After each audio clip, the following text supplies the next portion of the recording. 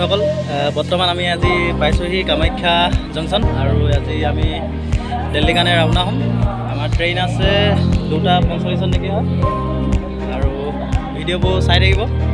নতুনকৈ blog start কৰিছোঁ, ভাল লাগিলে লাইক ছাবস্ক্ৰাইব এণ্ড শ্বেয়াৰ কৰিব। বন্ধুসকল এমহীয়া এক দীঘলীয়া যাত্ৰাত আমাৰ এই ভ্ৰমণৰ আৰম্ভণি কৰিছোঁ। আজি 10 অক্টোবৰ 2:35 ব্ৰহ্মপুত্ৰ এক্সপ্ৰেছত কামাখ্যাত উঠিলোঁ। বৰ্তমান দিল্লী অভিমুখে গৈ আছোঁ। বন্ধুসকল আমি এতিয়া ধানৰি পাৰ হ'লোঁ। ট্ৰেইন জাৰ্ণি ন হয় আৰু স্কুটি কৰি যাব লাগে, তেতিয়া এলাহ নালাগে। বন্ধুসকল আমি ফাইনেলি পালোঁ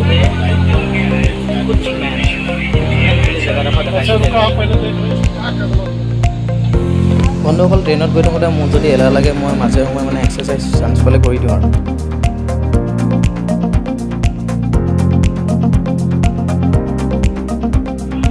ফাইনেলি দিল্লী পালোঁ।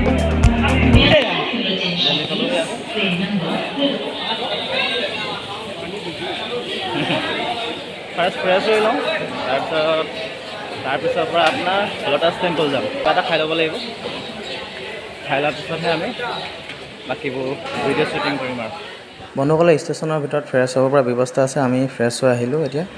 পালাহি ন? কেনেকুৱা লাগিলে ট্ৰেইন চফৰ? মজা লাগিলে ন? ঠিক আছে, আমি অকণমান হেৰিটো দেখাই দিম আউটৰ পৰা ভিউটো আপোনাক হা, চাই থাকক। ফটো মাৰিব লাগিব, আমি ফটো মাৰি ল'ম মানে ভাল লাগিব ফটো।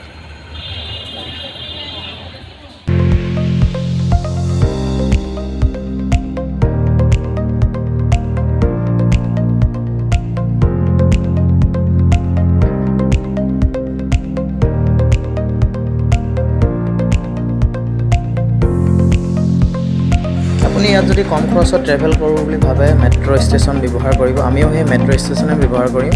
বৰ্তমান আমি ইণ্ডিয়া গেট যাম, তাৰপিছত আমি লোটাছ টেম্পল যাম।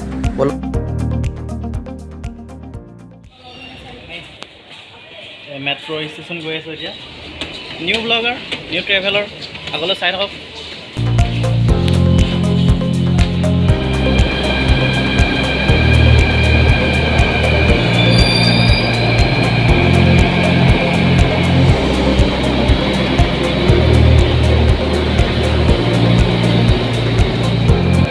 আমি গৈ আছোঁ লোটাছ টেম্পল। মেট্ৰ' আহিলে তাৰপিছত আমি কালকাজী মন্দিৰত নামিম। কালকাজী মন্দিৰত নামাৰ পিছত আমি পাই যাম লোটাছ টেম্পল।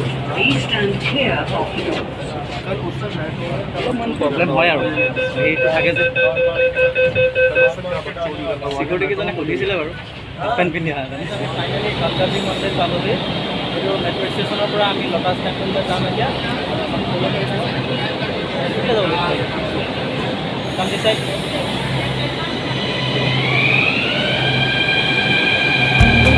এনেকুৱা কি হৈছে নাজানো, কিন্তু ব্লগটো ষ্টাৰ্ট কৰিছোঁ আৰু তথাপিও ভাল হ'ব আৰু আপোনালোকে চাই থাকিব আৰু এতিয়া আমি ষ্টেচনৰ পৰা বাহিৰত আহিছোঁ, মেট্ৰ' ষ্টেচন। এতিয়া আমি তাৰ ভিউটো চাওকচোন কি ধুনীয়া লাগিছে।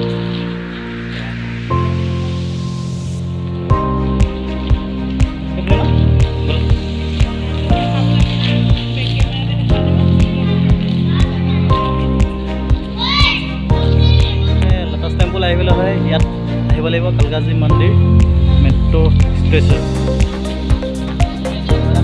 খোৱাৰ পিছত আমি নেক্সট ভিডিঅ'ত চাবলৈ পাব। খোৱাখিনি এইখিনি কেনি গ'ল? এইখিনি এবাৰ দেখাইছোঁ, বেক কেমেৰা দেখাইছোঁ আৰু আনি আছে। খোৱা আকৌ, তুমি খোৱা। কণী অমলেট আছোঁ তোমাৰ তাৰ দৰে মানে টেষ্টটো এইটো নহয়, চবতে একে টেষ্ট নাপায়।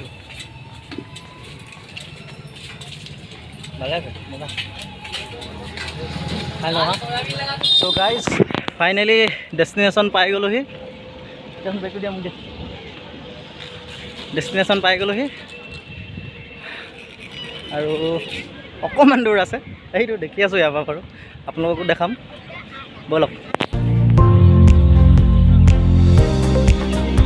সেইটো এইফালে যাব লাগিব।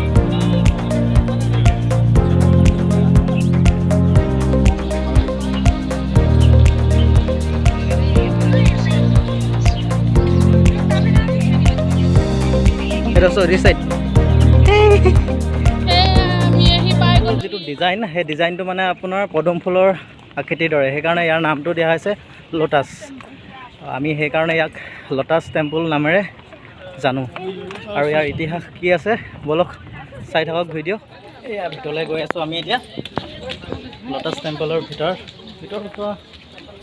দেখাব ট্ৰাই কৰিছোঁ বলক।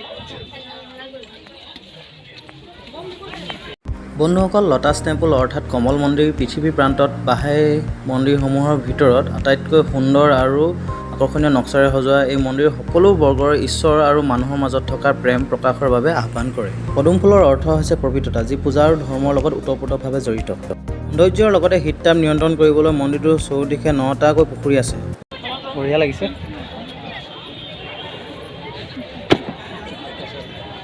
ইয়াৰ পৰা বেক কেমেৰা ভিউটো দেখাই দিছোঁ আপোনালোকক। বন্ধুসকল, কংক্ৰিটেৰে তৈয়াৰী এই বগা পাহিবিলাক গ্ৰীক মাৰ্বলে তৈয়াৰ কৰা হৈছে। ইয়াত মুঠ 9খন পাহি আছে। মন্দিৰৰ মাটিকালি মুঠ 26.1 একৰ। 1953 চনতেই এই মাটি কিনা হৈছিলে। ইয়াৰ উচ্চতা মূধচলৈকে 36.27 মিটাৰ। চৌদিশে থকা এই 9টা পুখুৰীয়ে লোটাছ টেম্পলৰ সৌন্দৰ্য বঢ়োৱাৰ লগতে শীততাপো নিয়ন্ত্ৰণ কৰি আছে। মুঠ বিল্ডিঙৰ পৰিমাণ 70 মিটাৰ। ইয়াৰ নিৰ্মাণৰ কাম আৰম্ভ হৈছিল 21 এপ্ৰিল 1980 চনত আৰু সম্পূৰ্ণ হৈ উঠিছিল 28 ডিচেম্বৰ 1984 চনত। দৈনিক ইয়ালৈ অহৰহ দেশ বিদেশৰ পৰ্যটকৰ আগমন হৈ থাকে। বন্ধুসকল, মন্দিৰটোৰ ভিতৰত মুঠ 13খন চকী আছে, য'ত সকলোৱে একেলগে শান্তভাৱে প্ৰাৰ্থনা কৰে। মন্দিৰটোৰ ভিতৰ ভাগত মোবাইলৰ এলাউ নাই, সেইবাবে ভিতৰ ভাগ আপোনালোকক দেখাব নোৱাৰিম। চ' ফাইনেলি বাই বাই ক'ব আহি গ'ল। Bye bye lotus temple, bye bye. আপোনালোকে নেক্সট ভিডিঅ'ত গোৱাৰ বিষয়ে দেখিবলৈ পাব। পদিনা জুচ অলপ খাই চাওঁ কেনেকুৱানো লাগে লোটাছ টেম্পলৰ টেষ্টটো। ঘৰততো নাখাওঁৱে এইবোৰ বস্তু। চাওঁচোন বুলি চেয়াৰ্ছ। হাৰা হাৰা পদিনা জুচ।